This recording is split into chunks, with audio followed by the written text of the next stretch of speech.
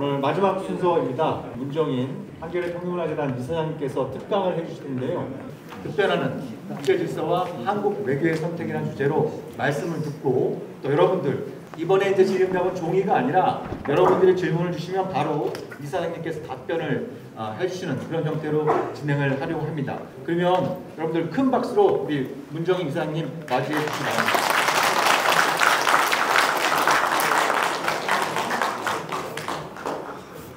아이고, 하루 종일 고생도 너무 많으셔서 사실 원래는 제 강의가 준비가 안 됐었는데요. 우리 재단 사무국 측에서는 오후 내내 고생하실 텐데 서비스라도 이렇게 좀 하셔야 될 거 아닙니까? 그래서 제가 동의를 했습니다만 서비스가 아니고 지금 완전히 고문될 것 같습니다. 그냥 1시 반부터 발표를 하셨는데, 그리고 전 하여간 인상은 정말 좋은 발표들이라고 생각하시고 정말 준비된 분들을 잘 선택하셨고 또 토론자들도 좋으셨고 우리 또 홍 교수님 또 사회를 또 아주 뛰어나게 보셔서 저는 많은 감명을 받았습니다. 지금 국제 정세 상당히 어렵죠. 그러니까 지금 보면 세 가지인데요. 한반도 상황이 하나 상당히 지금 시급한 상태이고, 두 번째는 미중 갈등 속에서 한국이 선택하는 문제가 있고, 세 번째는 우크라이나 사태가 어떻게 전개되느냐. 아마 이 세 가지일 겁니다. 이 세 가지를 간단히 제가 아는 범위 내에서 말씀을 드리고, 그다음 우리가 어떤 외교적 선택을 해야 되는가 말씀을 드리도록 하겠습니다. 저도 압축을 하라고 하니까 가급적 20분 내에 압축을 제가 해보도록 하겠습니다. 지금 한반도 상황은 상당히 어렵죠. 그러니까 우리가 주목해야 될 건 금년 1월에 김정은 위원장이 아주 선언했어요. 2018년 4월에 우리가 핵실험하고 미사일 시험 발사하는 걸 모라토리움 유예하겠다고 하는데 그걸 이제 취소시키겠다. 우리 같이 가겠다. 그래서 문재인 정부 있었을 때 금년 1월부터 5월 7일 사이에 탄도미사일 시험 발사를 10차례나 했습니다. 그리고 나서 이제 윤석열 정부가 들어서니까 바로 5월 10일 날 또 단거리 탄도미사일 시험 발사를 하고, 그 다음에 5월 25일 이제 바이든 대통령이 떠나니까 5월 28일 대륙간 탄도미사일 화성 17형을 이제 시험 발사를 하고, 물론 고각 발사를 했습니다만, 그 다음에 이제 탄도미사일 발사를 하고 그랬어요. 그러니까 이제 우리 윤석열 정부 입장에서도 가만히 있을 수 없으니까 강경 대응하기 시작했죠. 윤석열 정부는 기본적으로 북한에 대해서 어떤 대응을 하려고 그러냐면, 첫째, 북한이 저렇게 나오니까 지금 핵과 미사일 갖고 우리에게 이제 압박을 가하는 거니까 우리도 그걸 대항하겠다. 그래서 삼축체계라고 하는 걸 만들어서요. 북이 만약 우리에게 공격할 징후가 보이면 우리가 선제 타격을 하겠다. 그게 킬체인이 되는 겁니다. 그리고 이제 북이 만약 발사를 한다라고 하면은 우리가 그것을 요격을 하겠다. 그래서 한국형 미사일 시스템, 방어 시스템을 이제 만들게 되는 거고요. 세 번째는 만약 요격이 실패할 경우에는 그래서 우리가 한 방을 맞으면은 북에 대해서 아주 대량 소위 응징 보복을 가하겠다. 이런 걸 쭉 얘기를 했고, 그 다음에 북한이 지금 핵무장력이 더 강화가 되고 있으니까 미국하고 확장 억지력을 통해서 북에 대한 핵 억지력을 더 강화시켜 나가겠다. 그리고 북에다 좀 겁을 주기 위해서 미국의 전략자산, 그러니까 핵무기를 실어 나갈 수 있는 전략자산들이죠. B2나 B-52나 B-1B 이런 것들 플러스 그 다음에 이제 항공모함도 이제 동원을 하고 이렇게 하겠다. 그리고 문재인 정부 때 소홀히 했던 한미 연합 군사훈련과 연습을 그 빈도나 강도에 있어서 강화시켜 나가겠다. 이렇게 들고 나왔거든요. 그래서 이제 우리 쪽에서는 이제 한개 7월 하순에 미국하고 이제 한미 공군 연합 이제 연습과 훈련을 합니다. 그리고 8월 들어가서는 을지 자유 방패 연습이라고 하는 건데 이번을 좀 길게 했어요. 그래서 원래는 지휘소 연습이기 때문에 군병력이 동원 안 되는데 이번에는 지휘소 연습도 하고 군병력 동원해서 야외 훈련도 하고 이렇게 쭉 나갔거든요. 그러니까 이제 9월 8일 그것을 바로 앞두고 이제 북에서 최고인민회의 이제 개최를 해갖고 결국에 핵무장력 정책에 관한 법령을 이제 통과시키고, 그다음 김정은 위원장이 이제 그 전원회의 그러니까 최고인민회의 사이 시정연설에서 우리는 이제 완전한 핵보유 국가이고 그리고 우리는 전술핵을 개발했고 전술핵을 이제 사용할 준비도 다 돼 있고 전방에 있는 그 부대들에게 이제 이것을 배치시키겠다 얘기를 했어요. 그러니까 이제 또 우리 한국 정부에서는 가만히 있을 수 없으니까 한국 정부에서도 그것이 이제 강력히 대응하게 나가는데 이제 9월 25일부터 로널드 레이건 항공모함이 부산항에 들어오고 그때부터 시작해서 10월 1일까지 동해상에서 이제 한미 또 한미일 해상 연합작전을 실시하죠. 그러니까 특히 북의 잠수함, 대잠함 전투훈련을 이렇게 하기 시작합니다. 그러니까 북에서는 이제 더 강력하게 이제 그거에 대해서 이제 나오는 겁니다. 그래서 북에서 보면 9월 28일부터 10월 10일까지 하여간 뭐 거의 10차례 가까운 단거리, 중거리 탄도미사일 시험 발사를 하기 시작하고 상당히 민감한 반응을 보이기 시작하는 거거든요. 그리고 그 즈음해서 이제 주한미군 부대하고 우리 한국군이 철원 쪽에서 이제 그런 남쪽을 향해서 그 다연장표를 이제 시험 발사를 했는데 이제 북에서는 그것을 뭐 방향만 바꾸면 우리를 치는 것 아니냐. 그거에 대한 아주 민감한 반응을 보이면서 동해 서해로 수백 발의 이제 방사포를 이제 발사하기 시작하면서 한반도 지금 상당히 어려운 상황에 있는 겁니다. 지금 강대강 상태에 있는데 지금 걱정되는 거는 그렇습니다. 지금 북의 입장에서도 강한 입장으로 가겠다는 거고 윤석열 정부 입장에서도 미국하고 같이 하면 얼마든지 우리가 막을 수 있지 않은가. 그래서 강대로 가겠다. 반면에 미국은 한반도에서 좀 안정이 됐으면 좋겠다. 우크라이나 사태도 있고 또 이란 것도 있고 대만 문제도 있고 그러는데 가급적이면 한반도에 좀 안정적 관리가 필요하다는 그런 입장이 있습니다. 그러니까 최근 미국에서 나오는 이제 성명이나 발언들 보면은 하여간 한반도에 가급적이면 안정적으로 관리하고 하여간 비핵화가 목표인데 대화를 통해서 풀겠다라고 얘기를 하는데 북에서 응하지 않고 있죠. 그리고 지금 상황에서 남과 북 사이에서 무슨 대화가 가능할 거라고 보지는 않고요. 또 미국 간에도 대화가 가능할 거라고 보지는 않습니다. 제가 2주 전에 워싱턴 가서 뭐 관계되는 분들 많은 분들하고 토론을 했는데 미국이 지금 뭐 북한 문제에 지금 신경 쓸 여력이 없다는 겁니다. 그러니까 소위 프라이어리티가 우선순위가 이렇게만 낮춰졌다는 상황이기 때문에 이런 상황이라고 하면 제가 지금 보는 식으로 지금 북에서 서해하고 동해 쪽으로 그렇게 해서 장사정포, 방사포들 그런 식으로 해서 200발, 250발씩 이렇게 발사하다 보면은 뭐 유탄이 있을 수도 있고 그게 우리 영해 쪽으로 올 수 있고 그러면 지금 윤석열 정부 입장에서는 그걸 그냥 방치는 안 할 거거든요. 상당히 강력한 대응이 나올 것이고 그러면 2010년 11월 28일 날 그 연평도 사건 같은 게 재현될 수 있지 않느냐. 그러나 지금 이제 걱정은 북이 지금 전술핵을 가진 걸로 봐야 되거든요. 전술핵을 우리한테 쏘아보낼 수 있는 스커트 B형이나 스커트 C형 같은 또 미사일 다 갖고 있고 그러니까 또 KN-23이라고 해서 러시아 이스칸더형 또 이제 그 탄도미사일도 갖고 있고 그뿐 아니고 얼마 전에 북에서 이제 순항미사일 한 2,000km 나가는 순항미사일 이제 시험 발사를 2발을 하고 그랬는데 이런 것들이 전부 다 우리 남을 타격할 수 있는 거거든요. 핵을 갖고 타격한다라고 하면은 우리 입장에서 정말 속수무책인 셈이거든요. 그게 일어난 다음에 보복한다고 무슨 의미가 있습니까? 그래서 지금 한반도 상황은 상당히 어려운 상황이다. 이게 지금 좀 이 발상의 전환을 하고 해야 될 텐데 이게 좀 쉽지 않다라고 하는 그런 느낌이 들고요. 그다음 미중 관계는 그렇습니다. 뭐 미중 관계의 본질은 자 미국이 패권 국가인데 중국이 갑자기 국력이 신장하면서 미국을 때려잡으려고 그런다.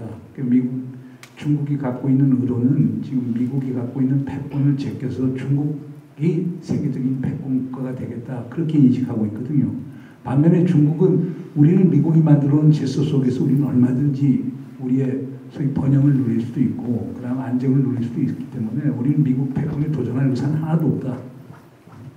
그냥 미국이 만든 질서 속에서 나가는데 왜 미국에서 그렇게 민감한 반응을 보이고 그 중국 위협론이라는 것을 인위적으로 만드느냐 지금 이렇게 얘기하고 있는데 해결이 안 되고 있어요. 그러면 지금 미중 간의 지금 갈등은 4개 분야에서 이루어지고 있다고 보거든요. 첫째는 지정학적인 부분이에요. 지정학적 부분의 뭐 핵심은 대만 해협 문제죠. 양안 문제죠.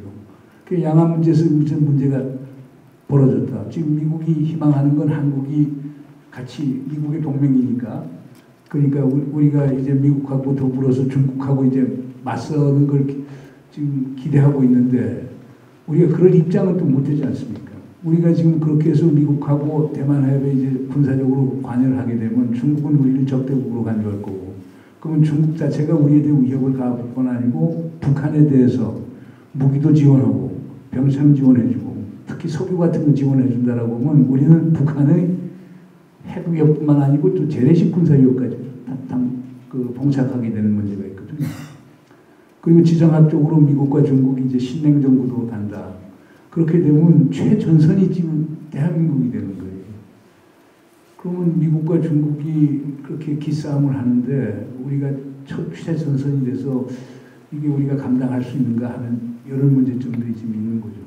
그러니까 지금 윤석열 정부도 처음에는 뭐 사드도 추가 배치한다, 뭐 쿼드도 들어간다 이렇게 쭉 했다가 쿼드 추가 배치에 대해서는 요즘 얘기도 하지 않고요. 뭐 쿼드는 뭐 일본하고 인도도 반대를 했기 때문에 또 안 들어가는 걸로 했고 그렇게는 하고는 있지만 기본적으로 윤석열 정부의 기본 정책 구도는 한미동맹 강화, 한미 삼국 군사 공조의 강화 이렇게 돼 있기 때문에 이런 것들이 이제 중국에 상당히 그 민감한 반응을 가져올 수 있다라고 하는 거죠. 그래서 그 지정학적인 문제에서 이제 그런 문제점도 있고 지경학적인 문제에서 지금 중국이 미국 경제력을 따라잡고 있지 않습니까? 미국이 지금 국내 총생산 GDP가 지금 한 22조 정도, 22조 달러 정도 되는데 지금 중국이 17조 5천억 불 정도가 되거든요. 그러니까 물론 이제 미국 경제 성장률이 조금 더 높아지고 중국계 낮은다라고 하면 좀 시간차는 있겠지만 그러나 중국이 미국을 따라잡는 건 이제 얼마큼 이루어지는 거거든요.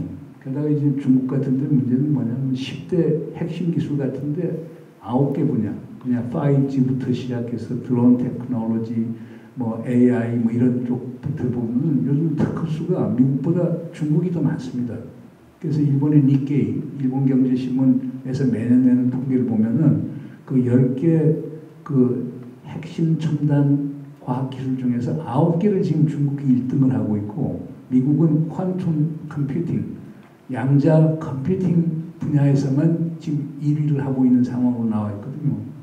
그러니까 지금 미국 입장에서는 중국하고 뭐 경제고 뭐든 간에 과학기술이 지금 제일 중요한 경쟁 분야라고 봐요.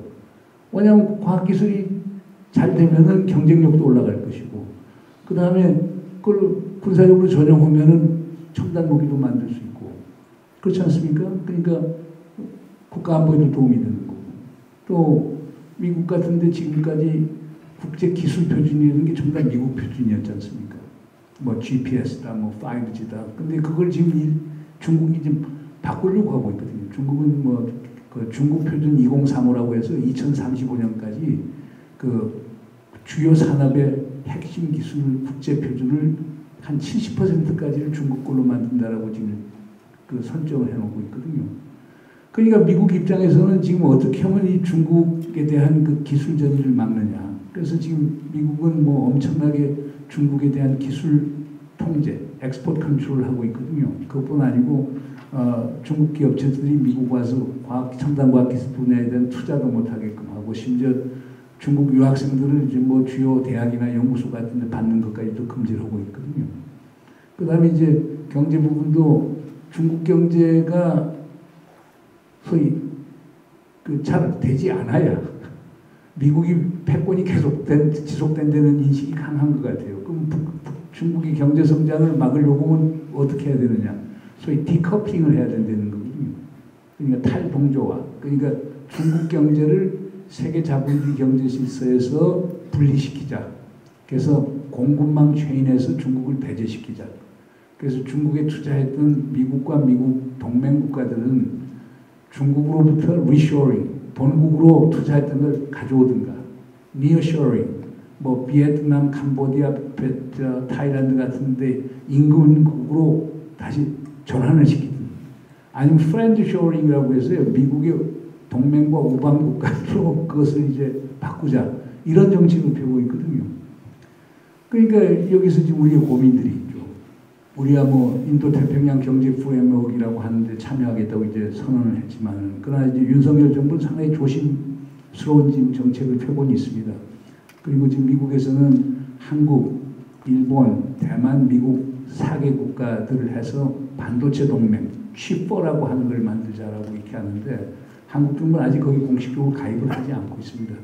왜냐하면 지금 한국 반도체 산업이 수출의 60%가 중국 혹은 홍콩으로 가요. 더 중요한 거는 삼성 반도체나 SK 하이닉스 같은 데 수입하는 소위 소재, 이 60%가 전부 다 중국에서 와요. 그러니까 우리가 미국하고 이렇게 해서 칩4로 참여를 딱 해서 반도체 동맹하고 중국하고 관계를 끊는다. 한국 반도체가 이제 더 문제가 생기게 되는 거예요. 그러니까 이런 문제점들이 쭉 있거든요. 그 다음에 이제 또 다른 문제점은 이제 가치 문제인데, 우리 지금 윤석열 대통령께서는 뭐 유엔 총회 가서도 자유와 연대라는 걸 강조하고, 그래서 전 세계를 자유주의 국가, 리버럴 스테이트하고, 그 다음에 비자유주의 국가, 일리버럴 스테이트를 구분을 하는 거예요.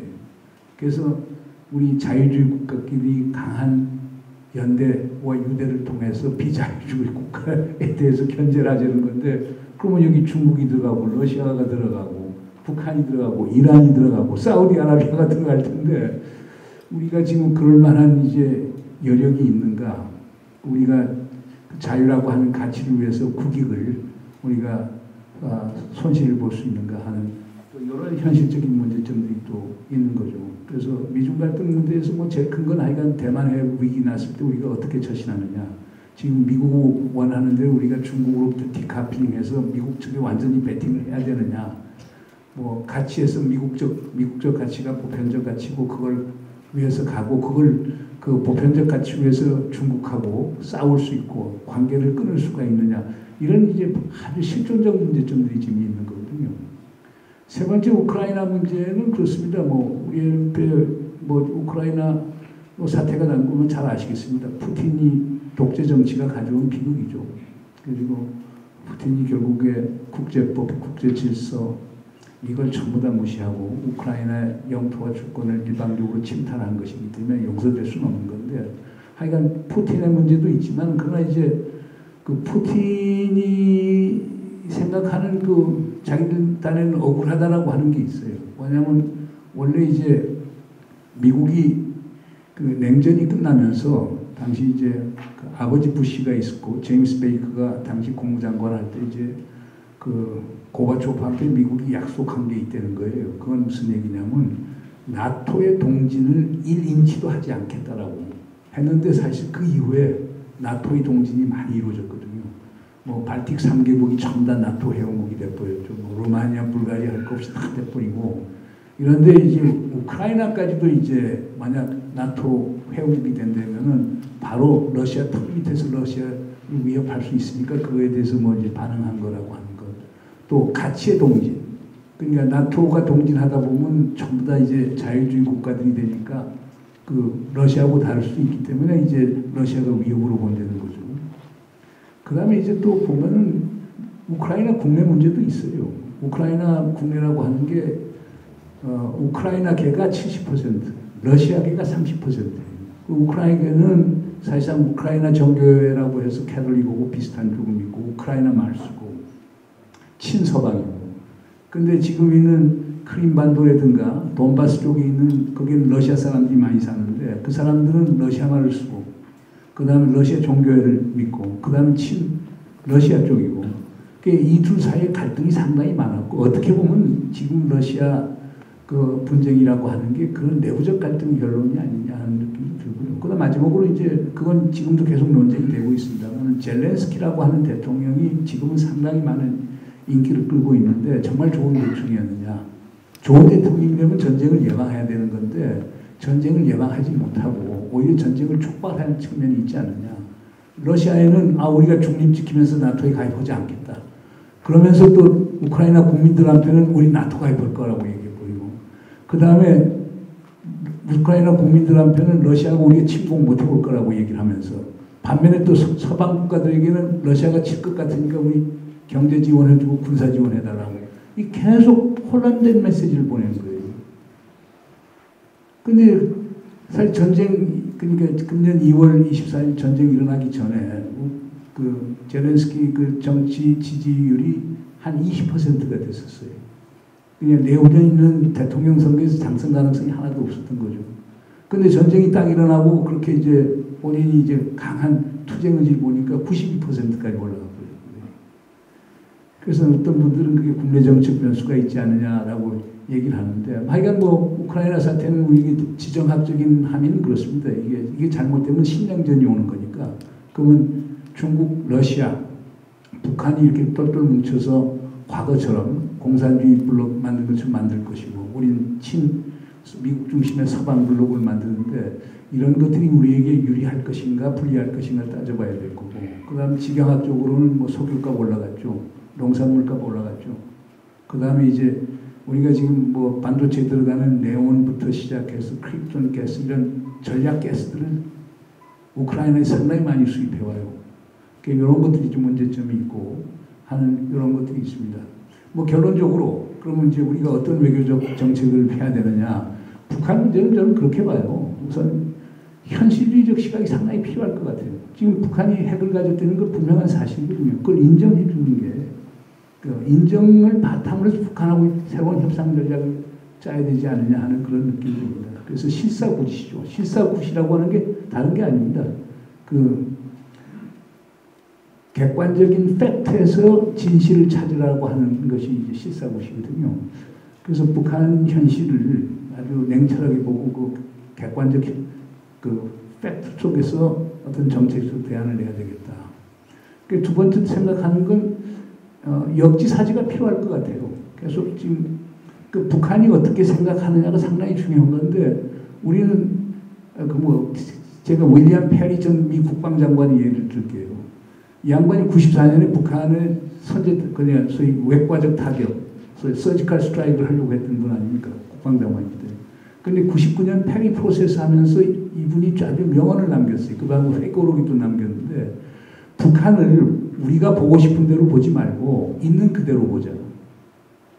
그게 역지사지라고 하는 거거든요. 그러려고 하면 우리가 북한을 아무리 싫고 북한을 악마화한다고 하더라도 북한에 대한 그 스트래티직 엠패시, 전략적 어떤 공감대를 가져야 그 소통을 할 수 있고, 그래야 또 신뢰가 생길 수 있고, 그래야 신뢰가 생겨야 소위 합의점을 찾을 수 있는 것 아니냐. 이런 것들이 상당히 그 중요하다고 이렇게 보고요. 그 다음에 중국 문제는 그렇습니다. 하여간 국익이 모든 것의 중심이 돼야 된다. 그 다음에 원칙과 결기를 갖고 중국에 대해서 헐얘기는 하지만은 상당한 유연성을 갖고 중국을 다뤄야 된다.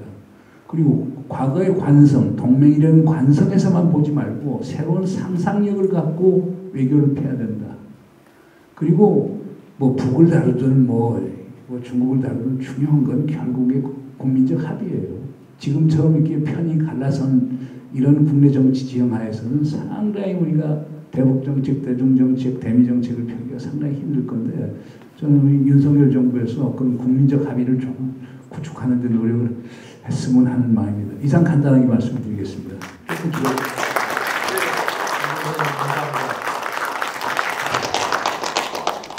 조금 국제정치학계 일타답게 아주 짧은 시간 동안 핵심만 또 잘 짚어주신 것 같습니다. 자, 이제 우리한테 남은 시간이 16분입니다. 16분인데 여러분들 궁금하실 게 많을 것 같은데, 일단 제가 질문하신 분을 대충 좀 이렇게 파악을 하면 진행하는 데 도움이 될 것 같거든요. 그래서 질문 있으신 분들 손 한번 좀 들어주시겠습니까? 예, 아주 파악이 잘 됐습니다. 자, 그러면은 앞에 계신 분 질문하시는 동안 또 질문 주신 분들 끝나고 질문해 주시는데, 가능하면 시간을 좀 단축하기 위해서 이사님께서 바로 답변을 해주시는 방식으로 1분 1답 방식으로 진행을 하도록 하겠습니다. 질문도 역시 핵심만 부탁드리겠습니다. 그 일본의 자위대가 같이 훈련했다고 들었는데, 그 자위대의 영향이 현재 지금 우리가 어떻게 바라봐야 되는 건지 굉장히 혼란스럽고 정책이나 대통령이 바뀔 때마다 이렇게 언제든지 바뀔 수 있는 건지 여태까지 70년 정도 지켜봤던 상황에서 자위대는 도저히 인정할 수 없는 군대였는데 군대라고 하기에도 뭐한 자위대가 지금 한국에 들어와 있는 것에 대해서 가장 두렵기도 하고 무섭기도 하거든요. 이것에 대해서 답변해 주셨으면 감사하겠습니다. 글쎄 이건 뭐 상당히 민감한 문제. 저는 놀라운 게 일본 내부에서 이게 논쟁이 돼야 되거든요. 그러니까 일본 평화국 구조 이항에서는 일본은 정규군을 가질 수가 없다. 근데 전수 방어를 목적으로 하는 자위대만 가질 수 있다.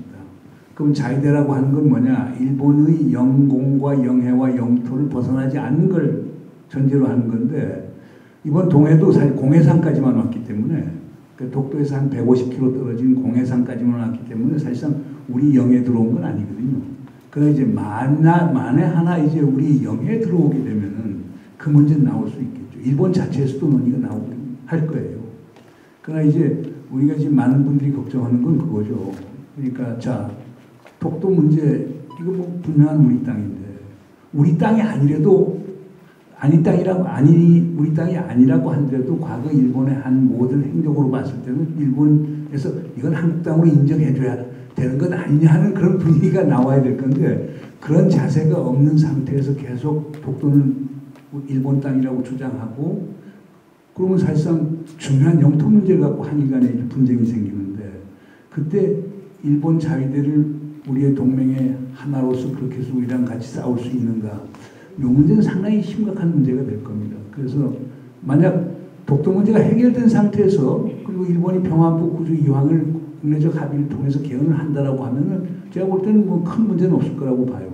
그러나 이 두 가지가 해결되지 않은 상태에서 우리가 우리 영해에서 북한이나 중국을 대상으로 해서 일본과 그런 군사 연습을 한다, 훈련을 한다.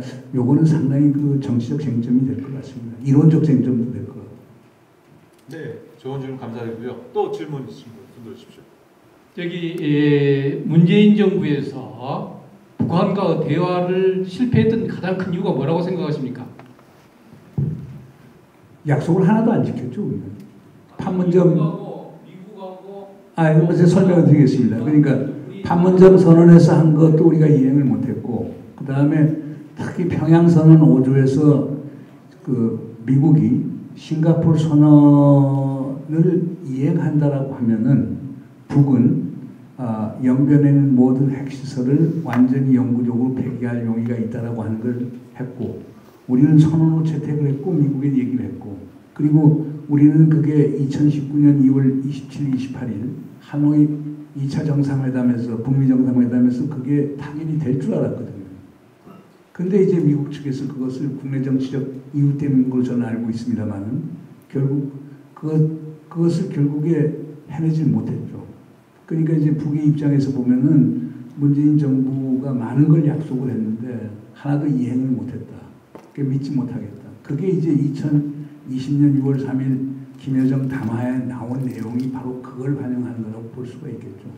그러니까 우리가 어떻게 보면 대미 외교에서 실패한 부분도 좀 있었고요. 또 지금 복귀를 해보면은 우리가 미국하고 조금 이제 마찰이 있더라도 개성공단 문제라든가 금강산 문제 우리가 조금 더 적극적 전향적으로 나갔다라고 하면은 상황이 좀 달라질 수도 있지 않느냐 하는 생각을 지금 하게 됩니다.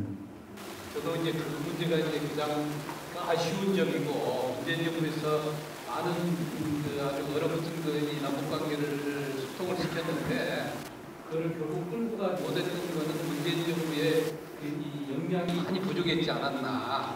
글쎄 뭐 그 영향이 부족한 것도 있지만은 근데 이제 뭐 저는 참 이해되지 않은 것 중에 하나가 지금 이제 많은 이제 보수적인 분들이 문재인 정부가 반미 정부고 친북 정부라고 얘기를 하고 그러는데 뭐 우리 정용, 서훈 이런 분들 보면 너무나 친여서 문제라고 생각이 되는데 언론에서 그걸 조금 왜곡하는 거 아닌가 생각이 듭니다. 그분들은 상당히 이제 근데 그분들 생각도 이해가 돼요. 미국하고 긴밀한 관계를 가져야 미국을 설득할 수 있고 그래야 북미 관계가 개선이 될 수 있고 그래야 남북, 북미, 한미, 삼국 간의 선순환이 생긴다라고 하는 강한 인식을 갖고 있었거든요.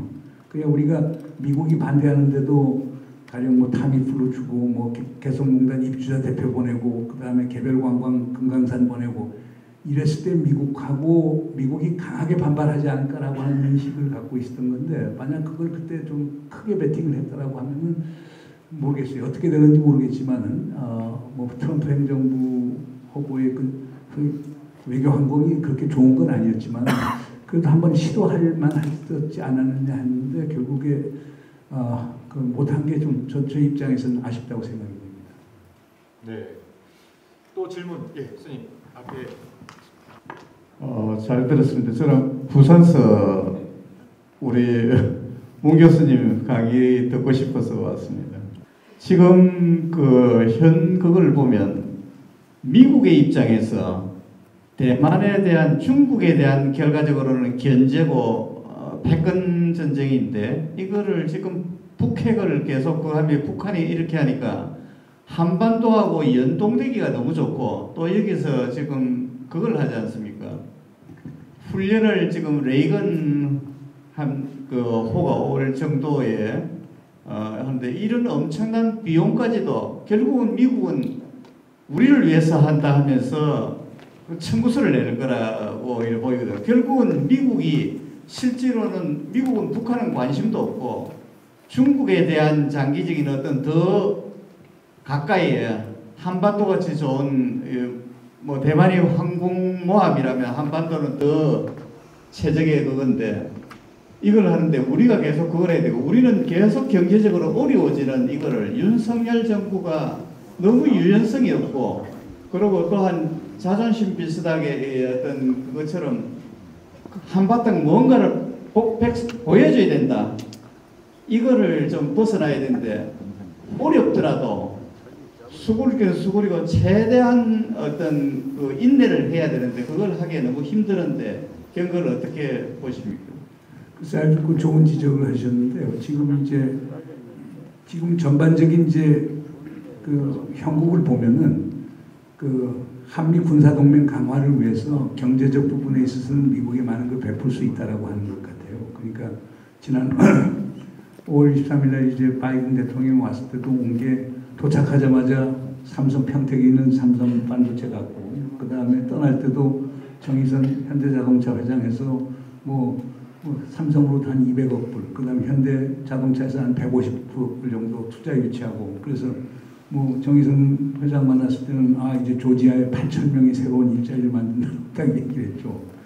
그래놓고 또 인플레이션 감축법 같은 데서는 전기 배터리 보조금도 안 주는 걸로 해버렸죠. 그 다음에 통화 수합 하는데 연방준비은행에서 해줄 수 없다는 입장을 표정했죠. 그러니까 가만히 보니까 한미 군사동맹 강화하는 쪽에서 하면서 경제적으로 이제 많이 양보하는 거 아니냐. 그럼 가만히 보면 트럼프 쪽보고 다를 게 별로 없지 않느냐. 우리에게 동맹 강화해준 데는 조건 갖고 경제적 이득을 갖는 것 아니냐 하는 그게 있고 두 번째로는 이제 한국과 미국의 국익이 일치할 수는 없거든요. 그럼 지금 지적하신 대로 미국의 국익이라고 하는 것은 중국을 견제하는 데 있는데 그럼 한국도 그 대중 견제에 참여하는 게 우리 국익에 도움이 되느냐 안 해야 되느냐 이걸 조금 생각을 해야 될 것 같아요. 요즘 윤석열 정부도 많이 생각하는 것 같긴 해요. 아니면 그래서 아까도 말씀했습니다만은 그 반도체 동맹하는 것도 지금 공식적으로 우리 정부 입장 표명 안 하고 있거든요. 왜냐하면 그 반도체 우리 제조업자들 입장을 또 반영을 해야 되고 그러니까 아마 그리고 저는 그렇게 봅니다. 윤석열 정부가 아주 한미동맹 정부이긴 하지만은 일단 대통령실에 와서 정책을 하다 보면은 결국 우리의 국익에 맞게끔 현실적으로 조율할 것 아니냐. 아직까지는 가치도 강조하고 그다음 미국만 일방적으로 강조하는 것 같지만은 정책을 이행하다 보면은 결국에 조정할 것 아니냐. 만약 그렇지 않은다면 상당히 실패한 정부가 될 거라고 저는 봅니다. 네, 좋은 질문과 멋진 답변 감사드리고요. 우리 혹시 이렇게 좀 젊은 분들 중에서 질문 있으신 분 계실까요? 그러니까 지금 북한이 굉장히 강경하게 지금 대응을 하고 있잖아요. 그래서 이제 어쨌든 그 한반도의 어떤 그런 분위기들을 지금 강화시키고 있는데 그리고 윤석열 정부의 그 보수성이라든지 그 한미 전략의 그런 강도라든지 이런 것들을 파악하지 못하는 건 아니라고 생각하거든요. 근데 이제 그렇게 강경 모드로 가면서 원하는 것들이 뭔지, 그리고 북한이 이런 행위를 통해서 어떤 방향으로 전략을 가져가려고 하는지가 좀 궁금합니다. 글쎄, 북한이 원하는 건 뭐 아주 명백한 것 같아요. 우선 자기들 그 수령제 체제를 인정해달라는 것이고요. 그러니까 최고 전엄의 존재를 인정해주고 북한 체제에 갖고 있는 특수성에 대해서 인정해달라고 하는 그 용어로 recognition의 문제고, 두 번째는 우리의 생존을 위협하는 적대시 정책을 없애달라. 그거는 결국에 뭐냐, 한미연합군사훈련 중단해달라. 그 다음에는 이제 북미 관계 개선을 하자. 그 다음에 뭐 쉽게 해서 그 다음에 이제 미국의 전략 무기 같은 거 한반도 배치하는 거 하지 말아달라. 이런 것들을 원하는 거고. 그 다음 또 원하는 것은 우리 인민의 발전권을 저해하는 적대시 정책, 즉 제재를 완화해달라는 이런 것들이거든요.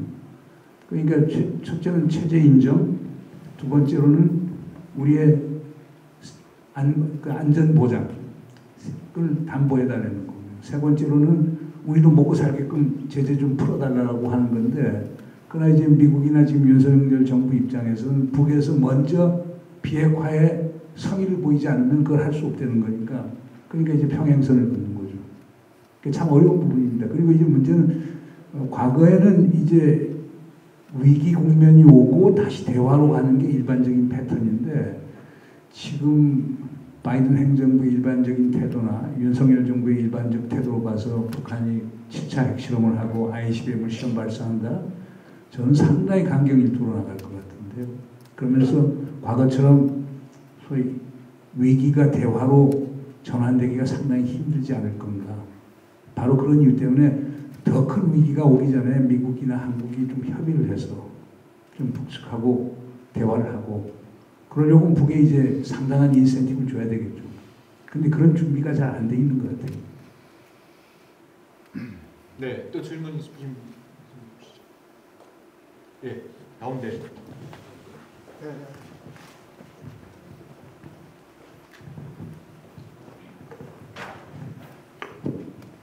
그 최근에 이렇게 언론에 공개된 그 김정은 트럼프 친서의 일부 내용을 보면 굉장히 어떨 때는 자존심을 구기는 내용까지도 이렇게 조금 저자세로도 이렇게 하면서 김정은이 굉장히 이렇게 정말 미국과의 대화, 그러면 그것서 결과를 얻기를 정말로 간절히 원하고 있다는 생각이 저는 들더라고요. 그래서 그때 하노이 노딜인데 아마 북한은 굉장히 진심으로 좀 원하지 않았나. 근데 미국은 아예 거기에 나설 때부터 생각이 없지 않나, 그냥 국내 정치 이용할 목적으로만 사실 쇼를 한 게 아닌가 이런 생각이 들고요. 그래서 저희가 또 이제 전 정부, 지금 이제 문재인 정부에서 아까 이제 어떤 선생님이 질문을 하셨는데, 사실은 제가 보기에는 이제 북한의 입장에서는 이 남한 정부와 얘기하는 게 아무 소용이 없구나라는 것을 느끼는 기간이 아니었을까. 그러니까 미국이라는 존재가 그만큼 이제 중요하지 않을까 생각하는데, 선생님 생각을 좀 여쭙고 싶습니다. 근데 그 부분은요, 그 존 볼튼의 그 회고록을 보면은 소상히 나와 있는 부분이 있어요. 그러니까 이제 그 존 볼튼이 그냥 25일 날, 존 볼튼이 근데 그때 이제 트럼프가 존 볼튼을 이제 해임하려고 생각했기 때문에 에어포스 1에 안 태웠어요. 그러니까 군용기 타갖고 가는데, 그러면 이제 중간 급유를 해야 되니까 알래스카 앵커리지 공항에 이제 기착을 했는데, 그때 스티브 비건이 일주일 전에 나가서 북측하고 협상을 하고 있었거든요. 그래서 스티브 비건이 만든 안은 사실상 하노이에서 타결을 보려고 하는 안을 내놓은 걸로 알고 있습니다. 그러니까 이제 존 볼튼이 그 회고록에 뭐라고 있었느냐면은, 아니 북한 애들 얘기한 거 그냥 받아 적어 놓은 거다. 이거 갖고 협상 못 한다. 근데 이제 트럼프가 자기 전화 안 받아줄 걸 아니까 그 마이클 펜스 부통령이 그 당시 콜롬비아에 있었어요. 그 베네수엘라 문제 해결하기 위해서. 그 펜스한테 연락을 하니까 펜스가 멜베니 비서실장 대행한테 연락을 하라고 해요. 그래서 멜베니한테 얘기하니까 멜베니 이제 맨 포틴저 안보 부보좌관한테 이거 재검토하라. 그래서 그 재검토한 거에서 보면은 그 영변 시설 플러스 뭐 강선을 포함해서 한 2군데 정도 은닉해 놓은 고농축 우라늄 시설 같은 것을 까면은 수락을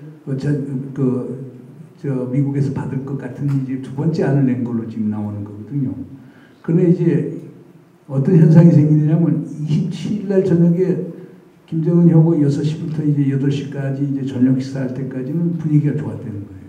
그래서 8시 반에 나와서 이제 트럼프가 자기 호텔로 가서 하는데 그때 9시부터 뭐가 있었느냐면 낸시 펠로시가 트럼프를 좀 못살게 울기 위해서 마이클 코헨이라고 하는 트럼프 개인 변호사를 국회 청문회에다 불러요. 그래서 9시부터 근데 거기 워싱턴 아침 9시가 하노이 저녁 9시예요. 그때부터 새벽 3시까지 트럼프 대통령이 그 청문회를 지켜봤다는 거예요. 그 메모아에 보면은. 근데 그거 보니까 마이클 코헨이라는 친구가 와서 트럼프는 인종주의자고 사기꾼이고 거짓말쟁이고 딱 얘기하고 모든 언론이 전부 다 워싱턴으로 간 거예요. 그러니까 제가 그 다음 거는 안 나와요. 근데 제가 추정하는 건 다음날 아침에 모여서 구수일 했었을 때 아마 그 미국하고 협상 타결하는 걸 반대하는 게 마이클 폼페오하고 존 볼튼이었거든요. 아마 이들이 트럼프를 이렇게 설득했을 것 같아요. 지금 북한이 그런 식으로 해서 영변 카드를 들고 나왔는데 썸들인데 요걸 받고 워싱턴 갔다가는 당신 엄청나게 정치적으로 어려워질 거예요. 민주당도 비판하지만 공화당에서도 비판할 거예요. 그러니까 제일 좋은 거는 그거 받지 말고 빅딜을 내는 거죠. 빅딜이 뭐냐? 북이 핵, 미사일, 화생 무기를 선제적으로 폐기하면 북한 경제 밝은 미래를 보장하겠다. 요걸 딱 내놓고 안 받으면 그냥 빈손으로 가자. 그러니까 빅딜 주고 노딜로 가자. 그 확대 정상회담에서 존 볼튼이 노란봉 들고 간 게 그 내용이 들어가 있는 거거든요. 그러니까 이제 김정은 위원장은 이제 거기서 다급해지니까 거의 사정하다시피 남아서 더 얘기하자. 원래는 이제 확대 정상회담 끝난 다음에는 오찬 준비가 돼 있었거든요. 워킹 런천이. 그러니까 거기서 더 얘기를 해보려고 그러는 거예요. 그게 못했다는 거예요. 그러니까 그걸 통역이 잘못해서 그 최모라고 하는 통역이 했는데 통역이 잘못했다고 해서 한국 언론에서는 통역이 그냥 나중에 처벌받을 거라고 하는데 그건 아닌 것 같은데 그래서 그날 그냥 트럼프가 떠나버려요. 확대 정상회담 끝난 다음에 약속한 오찬도 안 하고. 그러니까 김정은 위원장이 엄청난 이제 모멸감을 느꼈겠죠. 그리고 그날 이제 밤에 거의 12시 가까운 시간에 리용호 외상이 이제 호텔에서 기자회견을 자청하잖아요.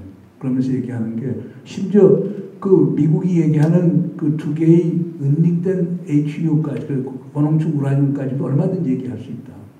그리고 자기들이 내건 조건이 그렇게 과한 조건이 아니다. 2016년 10월 이후에서 10월 이후에 유엔 안보리에서 채택한 6가지 제재 결의안 중에서 섬유 제품 수출 허용, 수산물 수출 허용, 그 다음에 석탄 수출 허용, 그 다음에 원유하고 정제유 공급하는 걸 상한선을 좀 올리는 거 이렇게 민간 경제하고 그 다음에 민생과 관련된 걸 요구한 건데 미국에서 안 받을 이유가 없는데 왜 그걸 거절했는지 모르겠다고 얘기를 했거든요.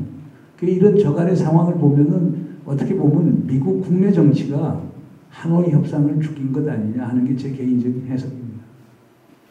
네, 선생님들 궁금하신 게 여전히 많으실 텐데요. 우리가 약속한 6:30분이 넘은 관계로 제가 여러분들의 심정을 다 모아서 이 선생님께 괜찮으시다면 나는 괜찮으니까 그러면 한 5분 정도 더 할까요? 어떻습니까? 예, 질문 있으신 분들만 있으시면은 한두 개 더 받고 그냥 끝내죠. 그냥 네, 마지막 질문 받아보겠습니다. 예, 선생님 궁금하신 게 또 있으시군요. 그 북한 공격들을 이제 정치적으로 이용하면서 지지율을 올리는 그런 이제 방향으로 가고 있기 때문에 그리고 미국도 사실은 지금 한반도 문제에 그렇게 잘 살필 수 있는 그런 여력이나 관심이 이제 낮은 그런 상황인 것 같은데 그러다 보니까 지금 이제 일본의 그 동북아시아에서 남한과의 어떤 그런 관계 이런 개선 속에서 그러니까 일본의 어떤 그런 역할들이 지금 부상하는 거 아닌가라는 생각이 좀 드는데 이런 어떤 것들이 좀 무게중심이 일본 쪽으로 건너갈 그런 가능성들도 있는지.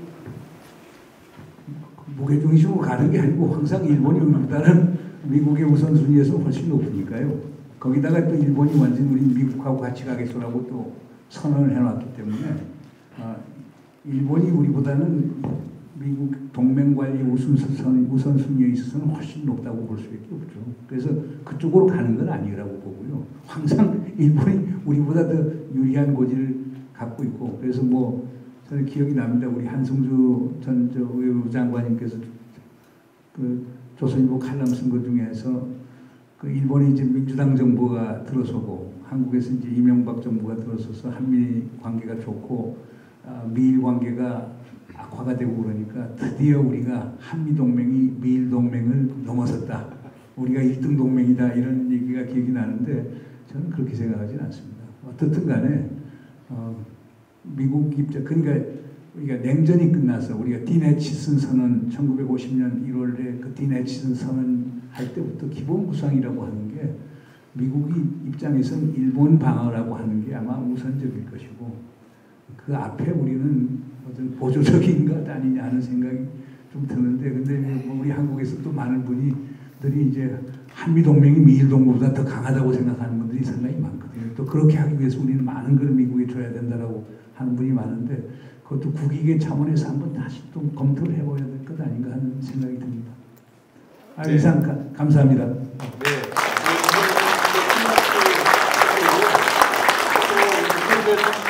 안내 말씀이시니까 끝까지 경청하시고 조심히 돌아가시기 바랍니다.